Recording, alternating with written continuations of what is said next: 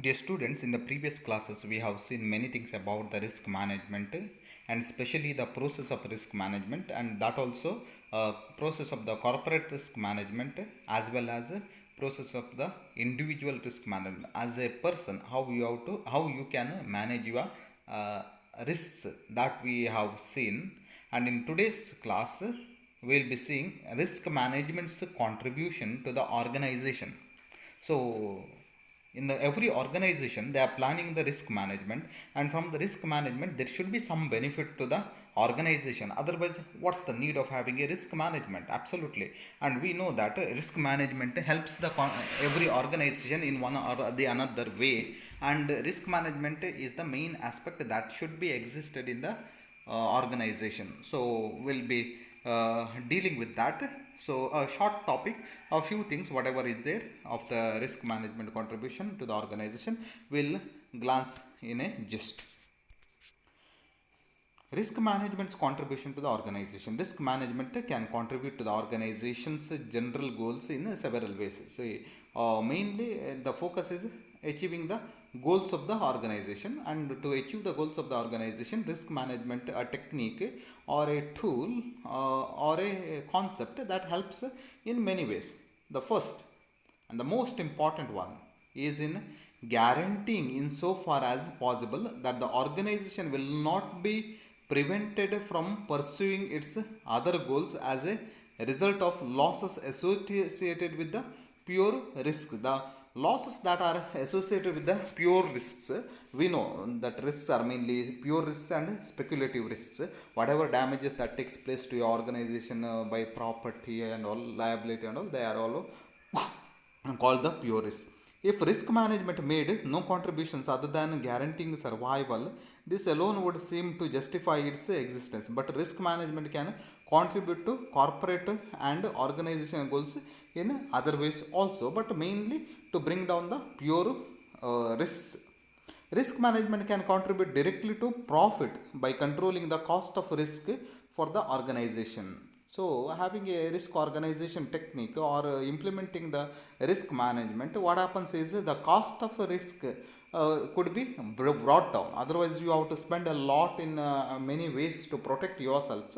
But if you have a proper risk management technique, most of the cost that you are going to incur on risk, that could be brought down. That is by achieving the goal of economy means you are trying to spend minimum for the risk management. Absolutely, you can't deny that your protection is not required. Okay, now for example, fire protection to your building, you have to implement that. How you can do it with a minimum cost? Who will plan is that is risk management. If there is a risk management, they will give you a simplest and with the economy cost. Since profits depend on the level of expenses relative to income, to the extent that risk management activities reduce expenses, they directly increase profits. So this is what it says is your expenses for protecting yourself from the risk is brought down, and because of that profit share will be increased. Otherwise, you have to spend lot of money from your profit to control the risk. That's why you should be aware that the moment you have a risk management, the costs that you are incurring to control the risk will be brought down, because always a risk management body, a person who is involved with the risk management or anybody, a team, always thinks how to reduce the cost and to achieve the economy in a risk reduction. So I hope you understand that. This is another contribution, increase in the profits. So one is to bring down the pure risk, second is increase in the profits. Third one, risk management activities can directly affect the level of costs in several ways. One, of course, is the area of insurance buying. To the extent that the risk manager is able to achieve economies in the purchase of insurance, the reduced cost will increase profits. In choosing between transfer and retention, the risk manager will select the most cost effective approach. This means that expenses for a risk transfer will generally be lower in organization in which the choice between transfer and retention considers the relative cost of each approach. What it says is various approaches of risk management is mentioned here. Here we have studied in our previous classes. We can adopt various tools, like one is insurance, another we have a non-insurance risk transfer, and another is retention. I'm not going to explain here what they are because already you have studied what is the retention, what is a non-insurance transfer, and what is insurance. Now what it says is, because of you are having various things for which you can have insurance, you can go for that, and for others which is approachable and which is what you call effective cost in having a cost reduction, not to have a much cost, whether the risk transfer or the retention, accordingly to select. Now who will make the selections? Otherwise you go, everybody can go for insurance only. Okay, if insurance is not available, retention or any, who has to make that decision? It is the body which is involved with the risk management, or the person who is involved with the risk management will make a clear cut study or analysis and will make a choice whether to take a insurance or whether to take a non insurance transfer or a retention. So how he will make it depends on the this expenses included to that, because the always you are this one what you call aim is to increase the profit. Therefore relative cost of each approach will be studied and accordingly will be studied, will be implemented. That all depends on the what you call cost, how much is incurred and how effective they are.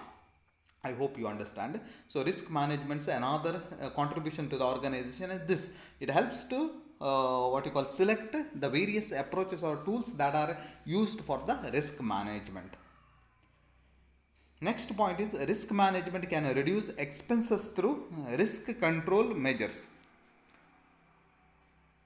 So risk management can reduce expenses through risk control measures. So to the extent that the cost of loss prevention and control measures is less than the dollar amount of losses that are prevented, the expenses of uninsured loss is reduced.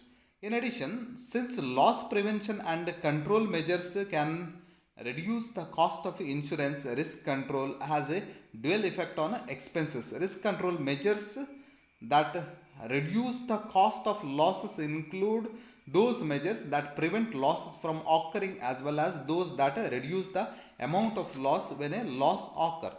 So what it says is, one is what you call risk control. So what risk is there that you are bringing down first itself?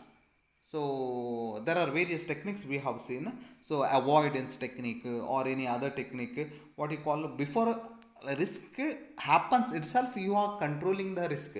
You are seeing maximum that risk may not happen. Who does this? It's a risk management body. Because you are aware of the risk management, first itself you are thinking of the controlling the risk in whichever way may be. So usually avoidance techniques are used or other techniques are used. Prevention technique may be used, avoidance techniques may be used, whatever may be. But what is does is a risk control.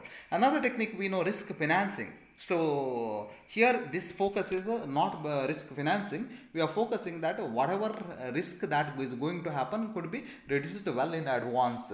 Now one of the examples that I am citing is, you are building a 4-storied building now, and that time, to avoid the future risk of damage to the building, you are putting a good foundation. That itself, you see, you are foreseeing that, oh, if you are putting a what you call shallow foundation, then that building will not be there for longer time. So put a solid foundation that will come for a longer time. That is what the expectation. So risk control methods will be benefiting. This is to the another contribution, and because of that, what loss that happens in the future will be brought down because of this implementing the risk control technique. In addition to reducing expenses associated with the losses, risk management can, in some instances, increase income. So it also increases income in some instances. It can also be argued that when the pure risks facing an organization are minimized through appropriate control and financing techniques, the firm has greater latitude in the speculative risk it can undertake. Although it is useful to distinguish between pure and speculative risk with respect to the manner in which they are addressed and the responsibility for dealing with them, there are inevitable trade-offs between pure and speculative risk in the overall risk portfolio of an organization. It has been argued that the total amount of risk that an organization faces is important, since firms with a higher total risk are more likely to find themselves in financial distress than firms with lower total risk. When the organization faces significant pure risk that cannot be reduced or transferred, its ability to bear speculative risk is reduced. By managing the amount of pure risk with which the organization must contend, risk management increases the firm's ability to engage in speculative risks. What it says is we have seen mainly two things, pure risks and the speculative risks. Speculative risks are not the actual risks that are happening. It's maybe a price change, demand change, so your profit change. That is what you call unexpectedly happening. That you can't assure. But pure risks are actual damages that are happening, actual loss that are existing. So speculative risks are something different and actual risks are something different. What it says is that sometimes you are protecting yourself from the pure risks will also protect you from the speculative risks, because your what you call income will be increasing automatically. If you have a good what you call protection from the pure risks, you will get a